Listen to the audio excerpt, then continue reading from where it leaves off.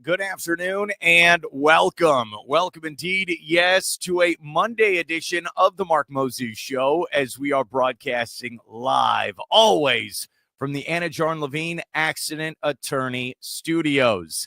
Take back control of your life. Call them today, 1-800-747-FREE. That's 1-800-747-3733. Yes, Anidjar and Levine Accident Attorney Studios. Great friend of mine. Yes, give them a call today if you need help. If it's a, hopefully not, this doesn't happen, but car accident, truck accident, slip and fall, you give them a call. Yes, Mark Anidjar and Glenn Levine. They are Anidjar and Levine Accident Attorneys. Hope everyone had a great weekend. And let's get right into it. It's a big week. Yes, we are going into Labor Day, holiday weekend. And that means college football will be back this weekend. And then in 2 weeks, we have the NFL. But I don't want to start there. I want to start with high school football from last Friday night here on the Space Coast. Man, oh man, there was a moment there. I am not kidding around. Last Friday night, I am home on the couch. I had one game on my television, and then I was flipping between, I think, 3 different games on my iPhone. I'm not kidding around. Through YouTube and Facebook, and I'm watching Brevard Sports Network, Space Coast Daily. I'm going back and forth. I loved it. It was exciting. It really was. There were 3 games there at the end I was glued to, and I was just flipping. It was the Cocoa Merritt Island game, the Vieira Rockledge game, and the Heritage Titusville game. All came down to pretty much the final play. And 2 of them went to overtime. And what's so crazy, we previewed the high school football season all summer long with different insiders and coaches and broadcasters. And I did not expect, and I'm not kidding around when I say this, I did not expect the Cocoa at Merritt Island game to maybe be game of the year, and it was week 1. And I was telling to my dad over the weekend when I saw him in Port St. Lucie, whereas one of those situations where, remember, Cocoa is the 3-time in a row defending state champions. And you make a case they should have won that one 4 years ago. It should have been 4 in a row state champions. But I think they'll take the 3. I think they're good with that. So they're there at Merritt Island. Merritt Island is beating them the whole game, has the lead. And there's a situation there in the 4th quarter at Merritt Island where Merritt Island's up 7 points with the ball. They're driving 2 minutes to go. All they got to do is run out the clock or at least, hit a field goal touchdown. The game is over. And I can't stress this enough. What an effort by Merritt Island at home for about 59 straight minutes, shutting down Cocoa. And all they had to do was just run out the clock, kick a field goal, whatever they could do to win that football game. Didn't happen. They line up for a field goal, they miss it, and they gave just a little hope to the Cocoa Tigers in that football game. And Cocoa got the ball, went right down the field as time expired, tied the game, and went to overtime. And it was one of those situations where one team knows how to win, and the other one's trying to learn to win. And look, I give credit Merritt Island. They shouldn't even be in this football game. And they're right there down to the end. They go to overtime. Both teams score. Then in double overtime, and this is like an amazing football game. If you missed it, go online, search Cocoa versus Merritt Island. It is a great football game. It really is. I loved it. It was awesome. And double overtime, Merritt Island can't score. Cocoa walk-off touchdown. They win. I texted Coach Snyder the next morning, who's a great dude, great leader there at Cocoa. I was like, what a win for you guys. Yeah, let's just say Coach, I'm just going to paraphrase, he was a little tired after that game. Didn't even play in the game. He's just exhausted from coaching in that game. That must have been a hell of a bus ride back to Cocoa. What a win for the Cocoa Tigers. It's one of those things where you watch football at all levels, high school, college, NFL. You just see it. One team can't finish, and the other one knows what to do. Coco got it done. That was awesome. That really was. And look, Vieira beating Rockledge, and I know my buddy Anthony Knockreiner was calling that game for Brevard Sports Network. That was when Rockledge is leading the whole way. Vieira comes all the way back. They win by a point. That was a big win. And then my buddy Alan Slaughterzinski, who's going to come on tomorrow, we'll talk about it with him. Hey, big win for Heritage. That was a big win at Titusville. They came back. Yeah, another one. Close game. They get it done. They win. That was just week 1. And that's just high school. Wait till we're in full swing and we have high school, college, and the NFL. That was awesome. That was a great, great night where I'm just sitting on the couch, me and my cat, and we are watching high school football. It was played at a high level, and I'm sorry, game of the year is double overtime win by Coco at Merritt Island. I don't know if you're going to top that. I think it's going to be very tough moving forward to top that football game, but we're going to find out. All right, if we look at the schedule, I'm trying to work on these graphics, all right? I'm going to bring this up here. Okay, coming up this Friday night here on the Space Coast, just highlighting some of the games that are going to be coming up. Rockledge at O'Galley. I know O'Galley, they went to, Vero Beach last Friday night. Quarterback injury concerns there. We'll get an update on that. Yeah, that's going to be a big game now for O'Galley, where they have high expectations. Rockledge is going to try to bounce back. They're going to be at O'Galley. That might be the game of the night here on the Space Coast. Melbourne at Merritt Island. Hey, Melbourne looked great in their opener as well. Give credit to Jeff Panucci. And then Merritt Island's going to try to bounce back after a game they should have beaten Coco. Coco's at home against Mainland. Seminoles at Heritage. I like that. Heritage, another big game for them. Palm Bay. Look, I spelled it wrong. Palm Bat, but hey, what are you going to do? Palm Bay at Bayside. Holy Trinity at Titusville. 7 o'clock with the kickoffs for those games. Now, college football is going to start. Let's bring this up. Hopefully I spelled everything correctly here. All right. Labor Day weekend. Here's what we got. South Florida. They're going to start their gauntlet of a season where they have Boise State, who's ranked at home. Then they have to take on the Gators in the Swamp. Then they got Miami. Yeah, that's the first 3 weeks for South Florida.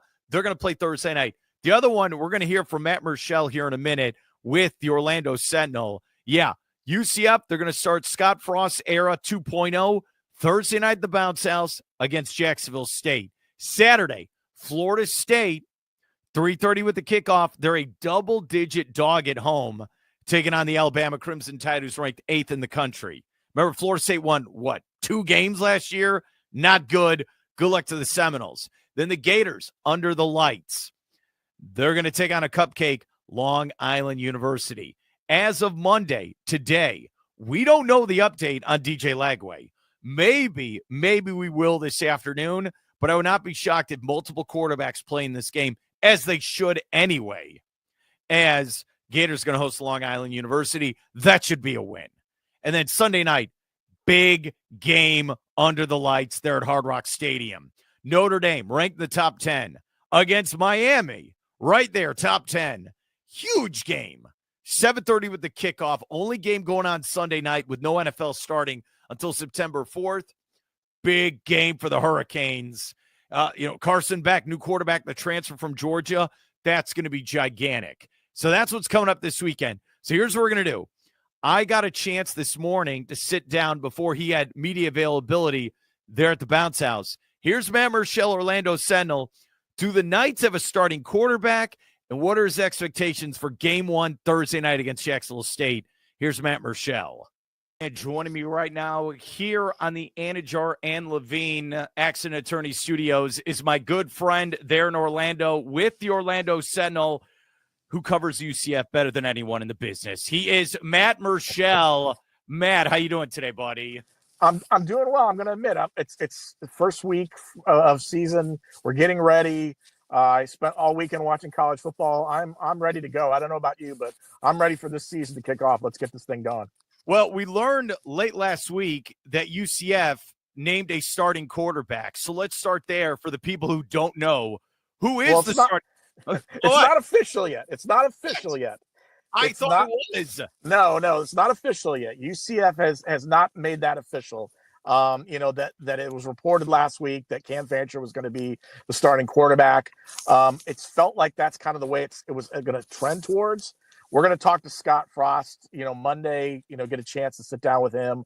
It's probably more than likely going to be Cam Fancher, but until we get it officially, done, it's kind of the worst kept secret, I guess, so to speak, when it comes to UCF. But also it's been 8 months in the making of trying to figure out who is going to be the starting quarterback of this team. Okay, so unofficially, why would he be the starting quarterback for this team in your eyes?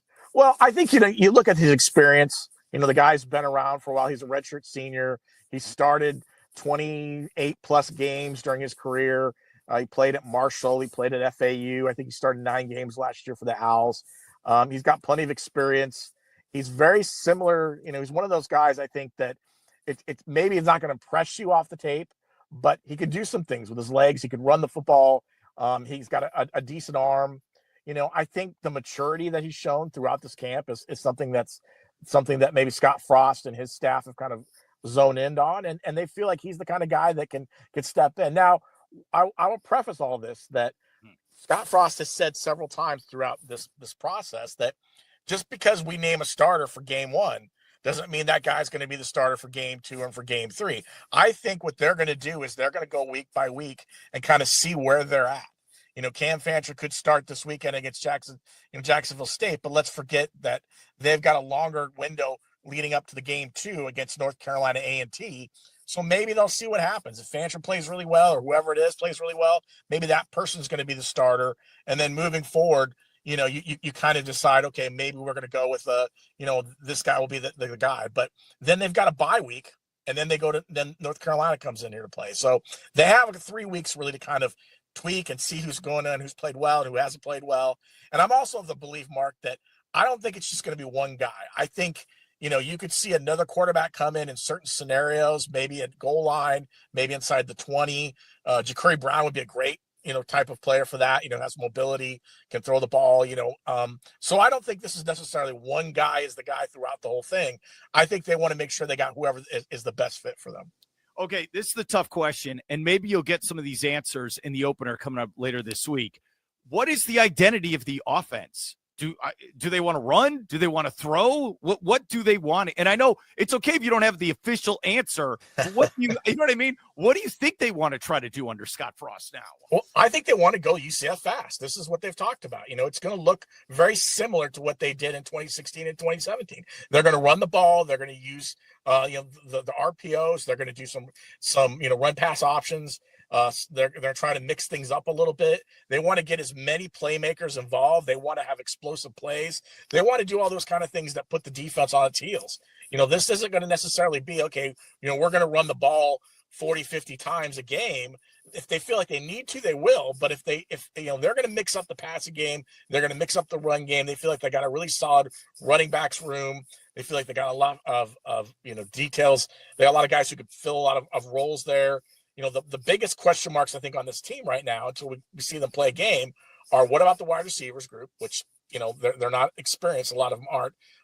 No one's had a catch from last season, a Division I catch from last season. So this is an unproven group. Who's going to be the guys that step up in that front? And then also your offensive line. Paul Rubelt is the only returning starter from last year. And they got a lot of guys who played time elsewhere, but how are they going to build that offensive line? Is that offensive line going to be able to handle that? No matter what, Scott Frost has said, we're going to go fast. But he also indicated, listen, we're not going to go as fast as we did last time, because he believes that if you go too fast, you wear your defense out. If you're scoring touchdowns left and right, you're going to wear that your own defense down, because it's constantly on the field. So what he said was, we're going to mix things up a little bit. I wouldn't be surprised to see a little bit of, what the he spent times with the LA Rams, Frost did. So I wouldn't be surprised to see a little bit of maybe a pro aspect to this offense. But I definitely believe they're going to mix things up. They're going to mix it up. They're going to run. They're going to pass. They're going to do screens. They're going to do bubbles. They're going to do all sorts of stuff. I think this is going back to the day that we saw with Frost in 16 and 17, where, they want to see as many playmakers out on the field as possible getting the football. They're not going to be limited by who has it. Is this going to be a game later this week where everyone in the stands at the bounce house should have a depth chart? Who's that? Who's 79? Who's 87? Is that what it needs to be, Matt?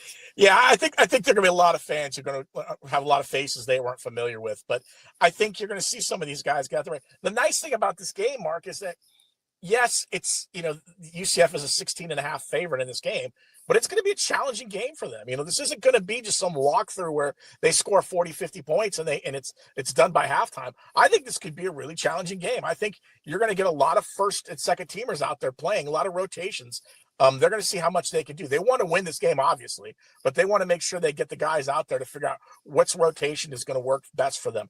Offensive line, defensive line, secondary, which guys really kind of can step up and make some of these plays. So, yeah, I would bring a roster, keep your roster when you walk into the stadium on Thursday. We're with Matt Murschel, Orlando Sentinel, talking UCF football. All right, you bring up the defense. What would you like to see on that side of the ball coming up later this week? Well, I think what this defense needs to be is it needs to have an identity. We haven't seen an identity for a UCF defense in quite some time. This is a group you want to see players who step up and are big name, become household names on this defense. We just haven't had that, where it's like you feel like UCF needs a guy that can step up, and whether it's a linebacker, whether it's a Kelly Lawson, linebacker, whether it's, Phil Dunham in the secondary, or is it Nigel Kelly on the front line. They need to show some domination identity on this defense, and some of that comes with creating sacks, being disruptive in the backfield. Some of that comes with getting turnovers. If they can get a few turnovers early on, if they can flip the field quickly, if they can make, Jacksonville State really kind of feel like they're running in mud, I think that would be a huge win for UCF when it comes to their defense. I just feel like, over the last 3 or 4 years, there just hasn't been. Think about the 2017 team with Shaquem Griffin. He was a guy he was the face of that defense. And I don't think that UCF has had someone like that since then. It's been very hard for them to figure that out. And I think that's what they would like to see. Now, whether that's going to happen now this year or whether they're building towards it, I think that would be something that would be interesting to see, because this is a group that has a lot of faces and a lot of experience, a lot of depth. And I think this is going to be the strength of this team, at least for the first 3 or 4 games. That's going to be the thing that UCF's going to have to lean on, is its defense, until this offense can really kind of get going and get to the point that they could show it's steady and ready to go. I watched some of that game Saturday. I know you did as well. Big 12 matchup in Dublin, which would have been awesome to go to, by the way. I know you're jealous. You wish you were there. When I watched those two teams play, that was some big boy football, going back and forth. You had to pick up 4th downs, run the ball, stop the run. I kind of took out, can UCF compete in that type of football game? What did you take out of that football game as a Big 12 matchup? Well, I think it's the same thing I've taken out for the first couple seasons that UCF has been in the Big 12, is they're going to have to learn to develop an offensive and defensive line. That's where these teams are. It's no coincidence that, Iowa State uses their offensive line well and pushes down the field and sets things up. And Kansas State has a great offensive line, a great defensive line. You saw that play out in that game. And I think that's one of the things that UCF over the last couple seasons has really struggled with, is that their offensive and defensive lines have not had that kind of, size, tenacity. I think they're getting there. I think this group is probably as better than it's been in a while. But again, they have to go on the field and prove it. You're going to have to go up against guys who are, 6'6", 320 pounds. You're going to have to go out there and try to be that elite player. I think it's fine if you're a little smaller on both sides when you're in the American, because you're not playing against that. But when you get to the Power 4 level, you have to win the line of scrimmage. You have to win the line when it comes to the defensive side of things. That's where I think UCF has struggled the last 2 or 3 years. So they're going to have to do that. That's what I saw on Saturday, is good teams have good lines and can work the ball up and down the field, whether it's running or protecting the quarterback or whatever. So I think that's where UCF really has to start to see its game get elevated. Can they develop those kind of players? Can they bring those type of players in? And if they've got those kind of players, I think that's the rate to find success. Let's end with this with Matt Murschel. Scott Frost 2.0. That's what I've been calling him, because that's what it feels like. Is there pressure on him in year one to have a competitive team win football games after what happened in Nebraska? I don't know if there's pressure on him. I think he's got a little more of a leeway. I don't think he feels nearly as much pressure as he did in Nebraska here. Listen, he's come in here. He told fans right from the start, we're not going to go 13-0. It's just not possible right now. I think the expectation talking with fans over the last few months is just, they would love to see be competitive. They would want, if my ceiling for this team is 6 wins, if they can get to a bowl game, I think that would be outstanding for UCF. But if they get to 5, if they go 5-7, I don't think that's a bad season. I think it's just, you're going to have to take baby steps. It's a new staff. They brought in nearly 7 newcomers. They're just starting to get themselves under their feet under them when it comes to having the financial resources that most Big 12 teams have. Now they got the full share of media money. So I think things are starting to come into place. But, do I think fans, if they don't win 8 or 9 games, they're going to scream fire Scott Frost? No, I think they're going to give him a window. I think he's going to have 3 or 4 seasons. Now, so that being said, if they come out and only win 3 games this year, or, they go 3 games this year and 4 games next year, I think then you'll start seeing people going, okay, what's going on here? We're not seeing that type of success. But I think right now, I'll say this, Mark, the atmosphere around this program is a lot different than it's been in last couple of years. The family atmosphere that the players have, the coaches have, this is much more that feels like that 2016 and 17 teams where football is fun for these guys. They're out there talking about how much fun they have. They know each other. They're doing this for each other. They're not just doing. I think that's the one thing that people tend to forget about Scott Frost is, yes, talk about the offenses. Yes, talk about how UCF fast. I think it's about building family atmosphere in this program. And I think this team didn't have that the last 2 years. I thought last year's team was just a bunch of guys playing football, like mercenary football. I got my check. I'm going to go out. I'm going to make my money, and then I'm going to be done. I think this team feels so much different. I feel like this team is so much more closer, and that's going to come in big when they start facing some adversity later on. Great stuff. What can we check out with your coverage to get you ready for later this week if you're a UCF fan? Yeah, you can go to OrlandoSentinel.com. We just uploaded. Our football special section came out this weekend. Uploaded a couple previews. I broke down UCF's football schedule. I did 5 burning questions for fans to looking at UCF right now. I did Big 12 preview, team by team preview, Big 12, 5 burning questions. And then today we're going to, we're at the opener, the week opener. I'm sure Scott Frost has some things to talk about, possibly maybe who the quarterback's going to be. That would be the best thing in the news, right? We can start actually writing about an actual quarterback and not who might be quarterback. We'll find out. Matt, thank you so much for coming on, and good luck with your coverage this season for UCF football. Thanks, Mark. Great stuff. Love talking with Matt Murschel, and he's going to join us all season long to talk UCF and college football here on the Mark Mosey Show. If we bring this back up here, all right, yeah, Labor Day weekend, this weekend, UCF's going to play this Thursday night, 7 o'clock with the kick. That is going to be a big game. We're going to be previewing all these games all week long. But let's go to Miami next. Yes, this is a great conversation I had a couple weeks ago. My haircut is different in it, so don't freak out. Yes, Alex Donno, Locked On Canes, as we talk about the 2025 Hurricanes with high expectations to finally break through and win the ACC and get to the playoff. They have Notre Dame under the lights Sunday night. It is going to be gigantic. All right, let's bring this up with Alex Donno. Great conversation. Here he is here on the Mark Mosey Show, joining me on the Anidjar and Levine Accident Attorney Studios. Hey, welcome back to the Mark Mosey Show. And yes, we are always broadcasting live from the Anidjar and Levine Accident Attorney Studios. And to kick off the week, we're going to talk to this fine gentleman who does a great job covering the Miami Hurricanes, if you couldn't tell by his hat and shirt, for Locked On Canes. Great friend of mine, Mr. Alex Donno. Alex, how you doing today? Wouldn't it be wild if I actually cover the Seminoles or the Gators and I just happen to be wearing all this gear to troll everybody? But I'm doing great. Football's a few weeks away, Mark, so I couldn't be happier. How many years now have you been covering the Miami Hurricanes then? So I think 2005 would have been my first year. So we're in, I guess this would be my 21st season then. So more than half, I mean, I'm 40, so more than half my life. It's unbelievable, dude. Yeah. So you've been there for a lot of pain, some, good times, some bad times. Let's start with this then.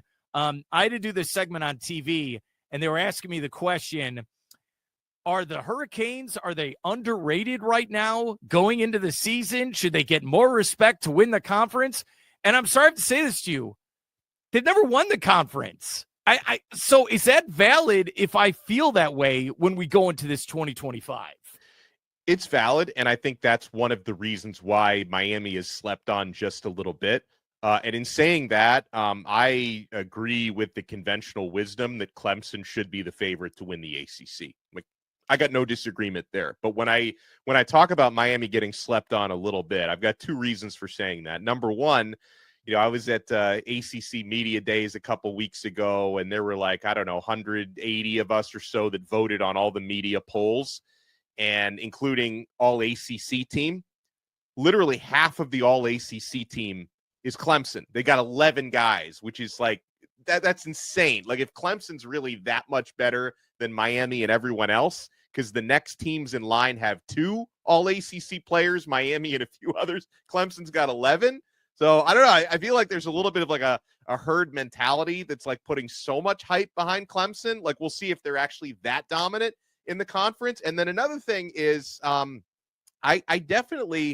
I think Carson Beck is getting underrated a little bit, if not a lot. A year ago at this time, the guy was the greatest thing since sliced bread. Like, everyone had him, number one on their preseason Heisman lists, and, potentially number one overall draft pick. And, he had, I guess, a bit of a down year last year. The numbers were still really good. And Georgia had the 102nd rushing offense in the country. They were below average in pass protection. His receiving core led the nation in drops last year. So, like, I feel like he's getting blamed for a lot of things that weren't necessarily his fault. He's also coming off of injury. So a lot of folks, like, they actually want to see Beck's arm before they fully believe that he's back. I mean, having been at the first couple of training camp practices for Miami, I'll tell you, the arm looks fine. The recovery looks great. So I think he's getting underrated a little bit. So, I feel like Miami's firmly like in second place in the ACC, if not a team that I think has enough talent to push Clemson and possibly win the conference. Hell of an answer. I love it. Hell of an answer right there. Talking with Alex Donno, Locked On Canes. Okay, you said you were there in Charlotte. You got a chance to talk to Mario Cristobal. What was your impression of him as he's entering a big season for him as the head coach there at Miami? He feels, at least I think he feels, because he didn't come out and say this directly, but you read between the lines, that this is the most talented overall roster that he's had at Miami in the 4 years he's been there. He still feels like the trajectory is going up. And listen, last year, Miami, of course, had the ultimate cheat code at quarterback in Cam Ward. And yet they still, despite winning 10 games, which is really good, they didn't get into the ACC championship game, and they didn't get into the college football playoff. And those goals were like right there. When they had that 9-0 start, Miami should have been in both of those things, and they couldn't close down the stretch. They lost, 2 out of their final 3 regular season games to fall short of those goals. But Cristobal, to me, seems very confident that his roster from top to bottom, and as much as I like Carson Beck, I don't expect Carson to be superhuman the way that Cam Ward was last year. But I think the overall roster is better. I think Cristobal is extremely bullish on his offensive line, which is the unit that he's most associated with, being a former offensive line coach. I think he feels pretty good about his defense, which is one of the main takeaways, Mark, because, hey, the primary reason why Miami didn't make it to the ACC title game or the college football playoff was it was really their defense that let them down throughout most of the season down the stretch. They've hired a new defensive coordinator, Corey Heatherman, who came over from Minnesota. Cristobal speaks very highly of him. He speaks highly of the way players are buying in and kind of learning the scheme and executing the new defense. And so I think he's confident that this is the overall roster that probably gives him the best chance out of, this will be the 4th year coaching Miami, 4 recruiting classes in. And I think Cristobal, my primary takeaway is he seems legitimately pleased with the roster they're going to be putting out there this year. Okay, so the follow-up to that is this. You bring that up. New defensive coordinator, new quarterback, 4 or 5 brand new wide receivers. Is it still wait and see, give it a couple weeks, and get ready for Florida? Is that your optimism then when you look at the first month of the season? Yeah, 1,000%. And in fact, that's another big reason why I would slightly favor Clemson to win the ACC. They've got more continuity than Miami and literally more continuity than anyone else in the country. Clemson returns the highest percentage of their production from last year. So, yeah, there's definitely some wait and see there because Miami is replacing all four of their top receivers from last year in terms of catches and yardage. They're replacing their top two tight ends from last season. It's definitely, I think there's an opportunity though, Mark, to have as good of a group as last year, or if not better. But again, you've just got to see it because there are certain receivers that have been standing out. CJ Daniels is a transfer from LSU, who's a 6-year guy who, even though he's a transfer, he's become like the elder statesman and the leader of the receiver room. He's been looking very good in practices so far. Miami's top returning receiver from last year. He was a true freshman last season, so he didn't play a whole lot. JoJo Trader, but he was productive when he played, and he has an opportunity to step up and potentially be the number 1 or number 2 receiver this year. Miami also has, they've got some experienced guys in the slot. They're replacing Xavier Restrepo in the slot, which is probably outside of Cam Ward, probably the toughest guy on this team to replace. So that'll be more by committee, I think. Tony Johnson, an experienced transfer from Cincinnati, has practiced pretty well so far. But the one who's really been turning heads, and I talking about this on my Monday episode today of Locked On Canes, is true freshman receiver Malachi Toney. This dude is he's one of those super young true freshman guys who's really shining so far. Kind of reminds me maybe of what Kevin Concepcion did as a true freshman a couple of years ago at NC State. He's since transferred to Texas A&M, but maybe Malachi Toney can have that type of a first-year impact. And there's a couple of tight ends that are looking really good. Elijah Lofton heading into his second year, and Alex Bowman, an experienced tight end who transferred over from Tulane. So I think they're again, this is going to be the theme of a lot of what I say, Mark. I think the talent is there, and these guys have been flashing in practice. But again, you're replacing 5 of your top 6 pass catchers from last year. You're replacing so much production that there definitely has to be a wait and see to actually sort of believe that these guys can produce the way I think they can. Okay, but then you start with Notre Dame. Well, that's not an ideal scenario, for everything you just said. Well, so I think the big emphasis, at least early on in that Notre Dame game, and this will be the emphasis on both sides, because something that Miami and Notre Dame have in common are probably 2 of the best offensive lines in the country. And, the Fighting Irish are going to be breaking in a new starting quarterback because they, moved on from Riley Leonard. It's either going to be Minchie or CJ Carr. We'll see which one of those guys wins the job. And they don't have the experience. So I think both teams are really going to try to rely heavily on the running game and kind of see what gives up front.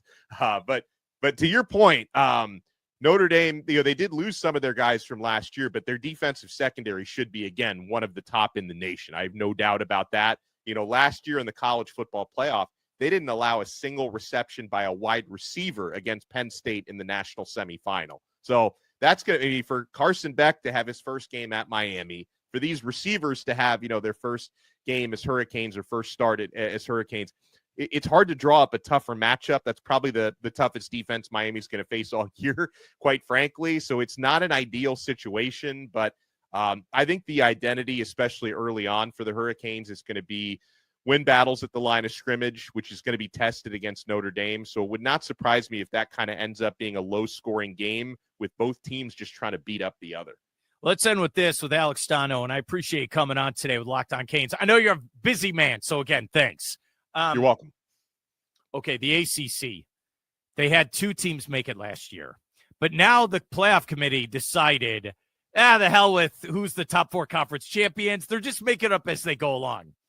What does Miami need to do? Do they have to win the conference? Do they have to at least have 2 losses? What's the best case scenario for this football team to make the college football playoff then? Yeah, I mean, of course, as you alluded to, the easiest way, I say the easiest, Miami's never won the ACC before, but winning the ACC would be the easiest way or the clearest path in. Because if you win the ACC, you're going to get in. Just like you mentioned, you're not guaranteed, a top 4 seed. But if you win the conference, you get an automatic bid. Are there scenarios where they can make it without winning the conference? Sure. SMU was able to do that last year. I just think if Miami were to, let's say, come in second place in the ACC to still make the college football playoff, I think they've got to at least split the tough non-conference games against Notre Dame and Florida. Like, you've got to win at least one of those two, because I think Miami would probably have to have like a 10-2 regular season record, maybe 10-3 if they lose the ACC championship game. In that scenario, I could see Miami getting in. Now, if Miami loses to both Notre Dame and Florida, and then they lose a regular season conference game, and they lose to, let's say, Clemson in the ACC championship game, come in second place in the ACC. If you're 9 wins or worse, you probably won't make the top 12, because they're not going to give ACC teams the benefit of the doubt the way they'd probably let in, 3-loss SEC, potentially Big Ten teams. So I think that's got to be the path, right? If you win the ACC, easier said than done, you're in. If you come in second place in the ACC, you better, have a strong non-conference record and either sweep Florida and Notre Dame or win one of those two. And I think they can get in that scenario. Was last year a disappointment in hindsight then? Yes. Yeah. I think it's something Miami fans agree on. I think you'd find very few Miami fans who would say, you know what, we really felt great about, because the last taste in your mouth was, obviously losing the bowl game. It is what they didn't want to be in the Pop-Tart Bowl anyway, but losing that Syracuse game, the final regular season game, which literally kept them out of the ACC championship game by losing that game. Tough way to end the year. 10 wins was a step in the right direction. Like, it showed progress, but when they were that close to making, significant postseason strides and they fell short of it because they blew a 21-0 lead against Syracuse, it was a disappointing season. Like, they set the bar high early in the year, but then they fell short of that bar late in the year. I believe they need to surpass that and get to the ACC championship this year to call it a success. Well, I hope they do. Alex Donno, yes, Locked on Canes. Thanks for your help, buddy, and have a great day, all right?